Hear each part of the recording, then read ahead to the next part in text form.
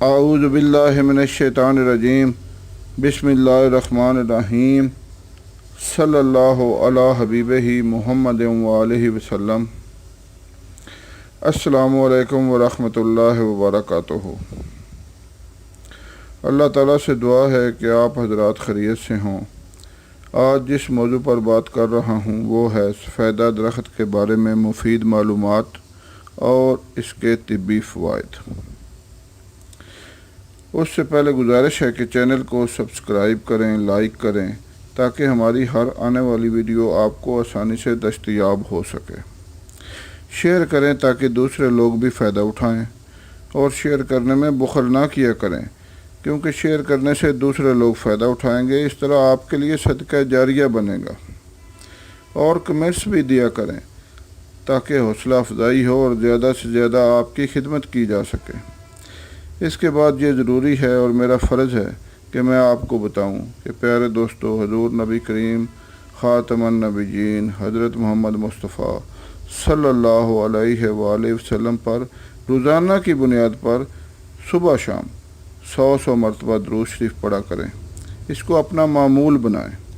اس سے آپ کی ساری پریشانیاں اور غم دور ہو جائیں گے، بلکہ آپ بیماریوں سے بھی بچ جائیں گے۔ اب موضوع کی طرف آتے ہیں۔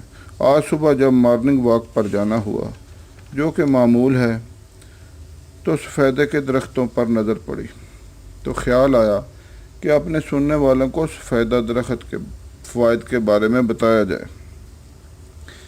اس سے پہلے ایک گزارش ہے کہ میرے خیال کے مطابق ہر باشعور اور سمجھدار آدمی کا یہ فرض ہے کہ وہ اپنی زندگی میں کم از کم ایک درخت ضرور لگائے، اور لگانے کے بعد اسے بے سہارا نہ چھوڑے بلکہ اس کے بڑا ہونے تک اس کی حفاظت بھی کرے۔ اپنی سائیکل، موٹر سائیکل یا گاڑی کھڑی کرنے سے پہلے ہر بندہ سایہ تلاش کرتا ہے، لیکن درخت لگانے کے لیے کوئی بھی تیار نہیں۔ بہرحال سفیدہ ایک انتہائی مفید درخت ہے۔ اس کو یوکلپٹس بھی کہتے ہیں۔ آج سے 27-28 سال پہلے یہ درخت آسٹریلیا سے درآمد کیا گیا تھا۔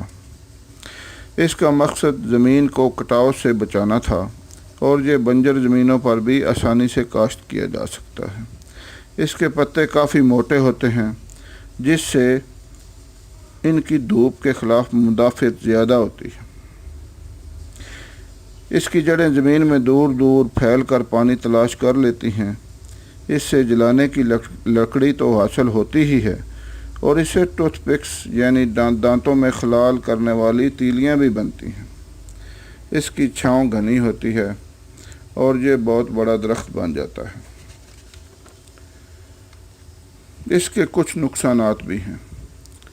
یہ درخت زمین سے پانی بہت زیادہ لیتا ہے، اور اس کی جڑیں کافی دور دور تک پھیل جاتی ہیں۔ اس لیے چاہیے کہ اس درخت کو زرعی زمین کی بجائے غیر زرعی یعنی بنجر زمینوں پر ہی کاشت کیا جائے، یا عوامی شاہراہوں کے ساتھ ساتھ لگانا چاہیے، کیونکہ کھیت میں لگانے کے بعد اس کی جڑیں نکالنا بہت بڑا مسئلہ بن جاتا ہے۔ اب آتے ہیں اس کے طبی فوائد کی طرف۔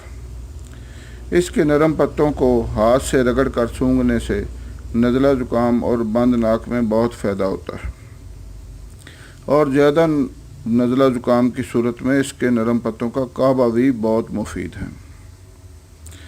اب کھانسی کے لیے اس کا انتہائی مفید کاڑھا، جو میں کافی مریضوں کو استعمال کرا چکا ہوں، بیان کرتا ہوں۔ اس کا نسخہ نوٹ کریں۔ ملٹھی 3 ماسہ، سفیدہ کے پتے 3 عدد، زیرہ 3 ماسہ، کالی مرچ 3 سے 4 دانے، پیپل کے نرم پتے 3 عدد۔ دوبارہ سماعت فرمائیں۔ ملٹھی 3 ماسہ، سفیدہ کے پتے 3 عدد، زیرہ 3 ماسہ، کالی مرچ 3 سے 4 دانے، پیپل کے نرم پتے 3 عدد۔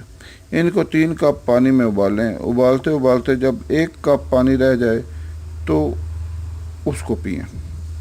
2 یا 3 دفعہ پینے سے ہی انشاءاللہ آرام آ جائے گا۔ اس کا تیل بھی نکالا جاتا ہے، جو کہ کئی امراض میں استعمال کیا جاتا ہے، مثلا دمہ یا گنج پان وغیرہ میں۔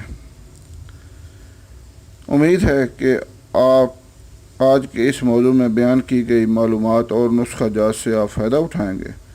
خاکسار کو دعاؤں میں یاد رکھیں۔ اللہ حافظ۔